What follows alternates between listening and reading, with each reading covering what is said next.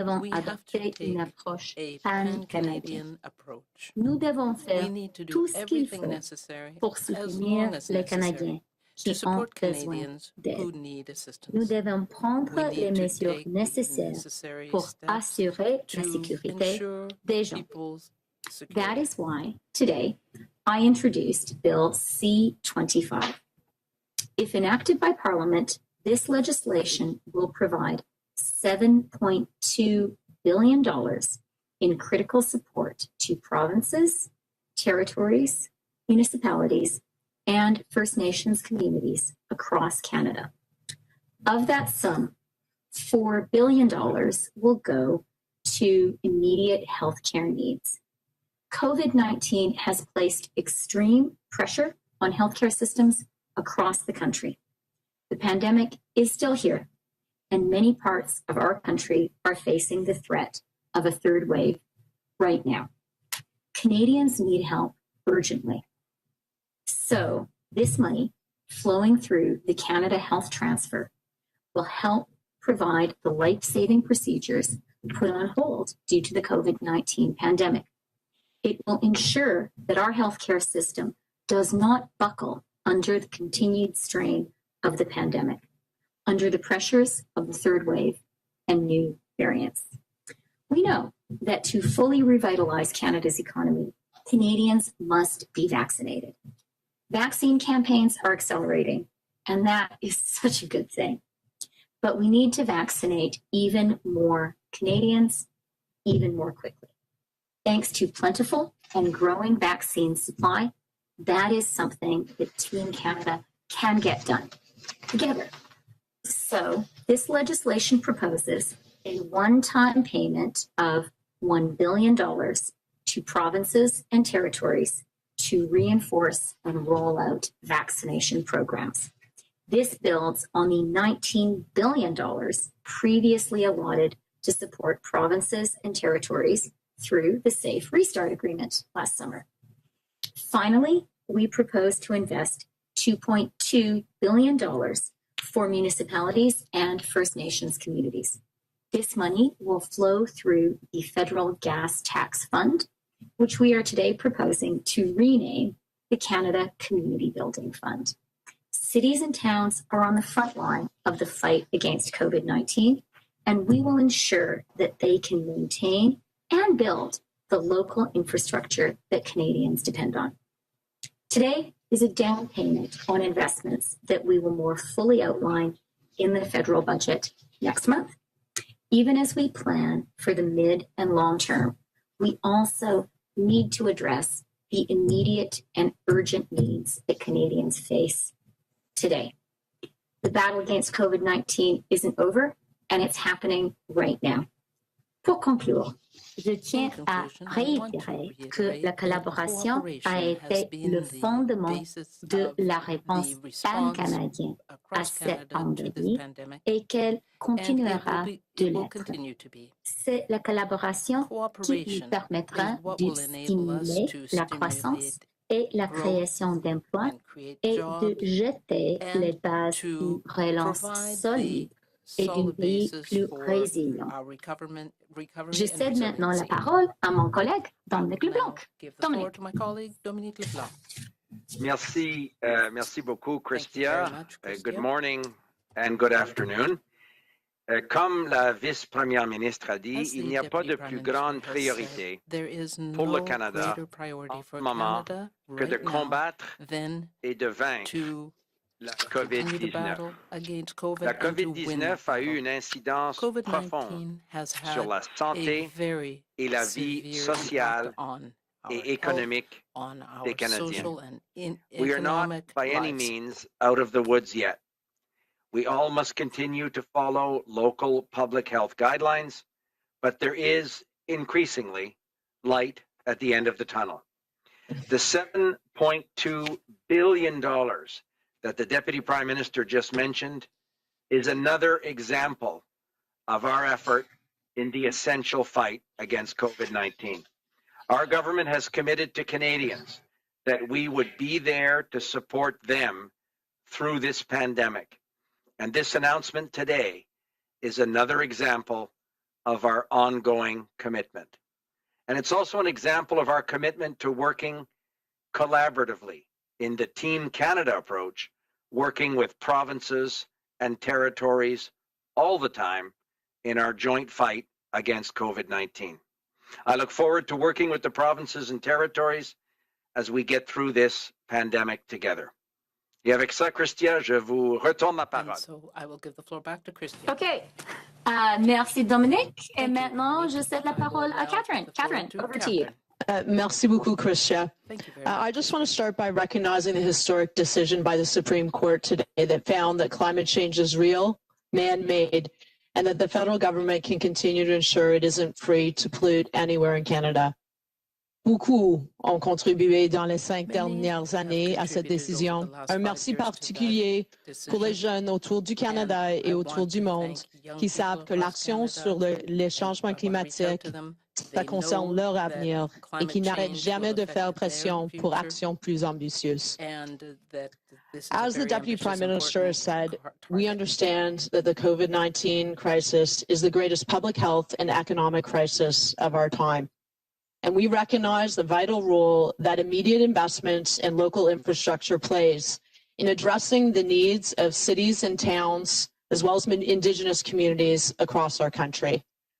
That's why I'm so pleased that the Government of Canada is taking decisive action to support communities across our country by moving forward to double this year's gas tax fund payments to become known as the Canada Community Building Fund. Nous apportons davantage de soutien aux communautés quand elles en ont le plus besoin. More funding for cities like the City of Toronto, which last year received over $166 million, the City of Charlottetown, which received $3.3 million, and the City of Yellowknife, which received $5.5 million from the fund. Doubling these amounts means more money for projects like broadband, better public transit, rec centers, and of course, this is about getting Canadians to work and restarting our economy. Ces investissements permettront aux Canadiens de travailler et aux collectivités de prospérer. Together, we're investing with cities and towns and Indigenous communities in thousands of projects across the country, creating good jobs and building cleaner and more inclusive communities. Thank you. Merci, Madame la Vice-Première ministre et les ministres. We will now take questions from journalists until 12:15 p.m. It'll be one question, one follow-up. On va commencer au téléphone. Operator? Thank you. Merci. Please press star 1 at this time if you have a question. S'il vous plaît, appuyez sur étoile 1 maintenant pour poser une question.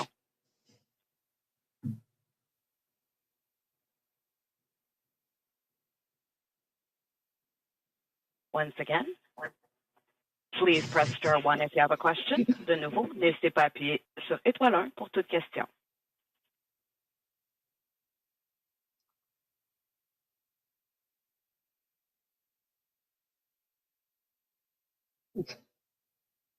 Our first question, la première question, Greg Quinn, Market News International.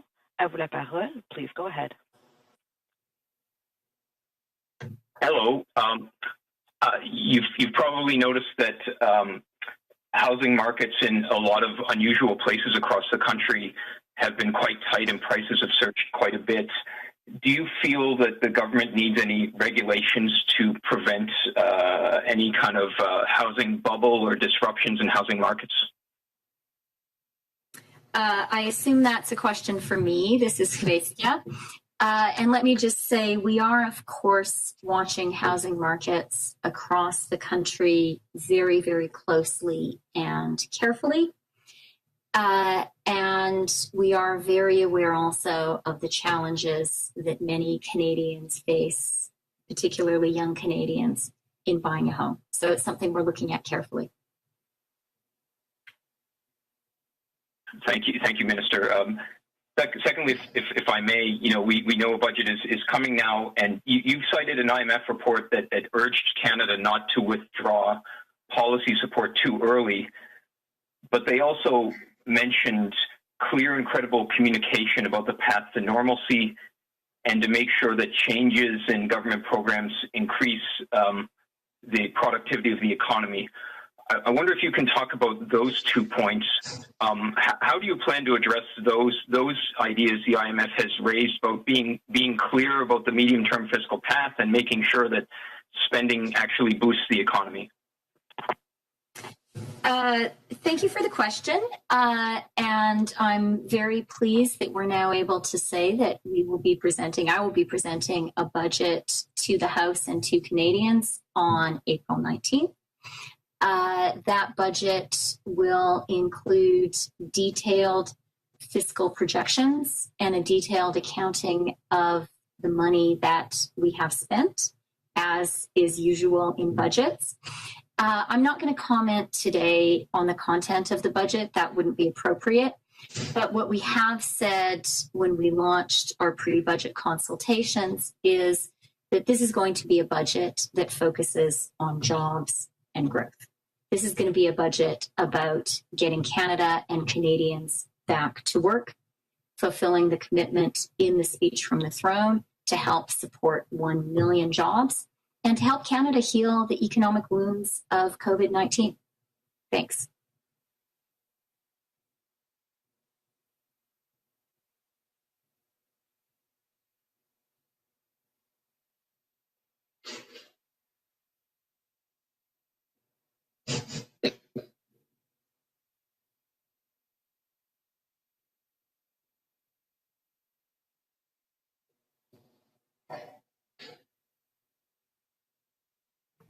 Operator, next question.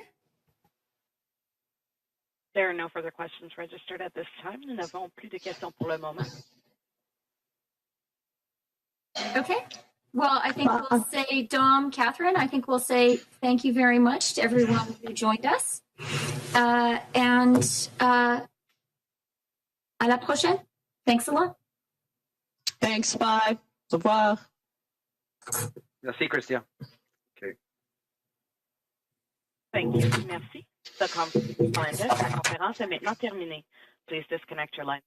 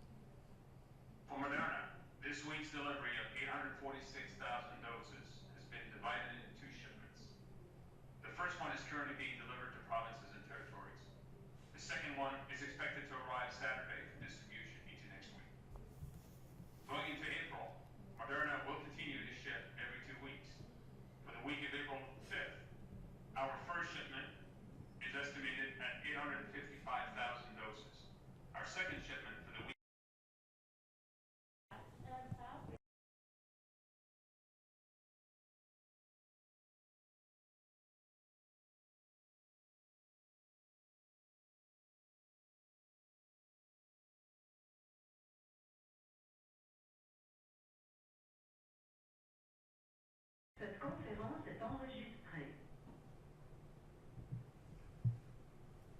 Quand tu veux, Kat. Quand tu veux.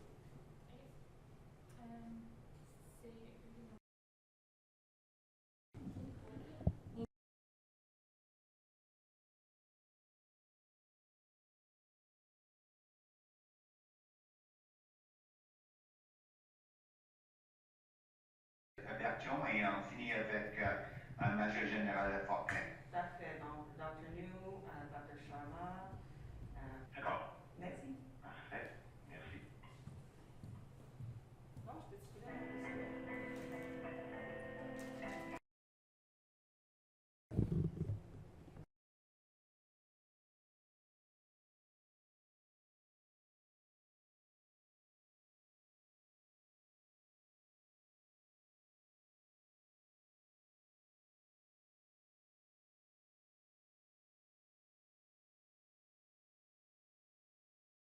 Cette conférence est enregistrée.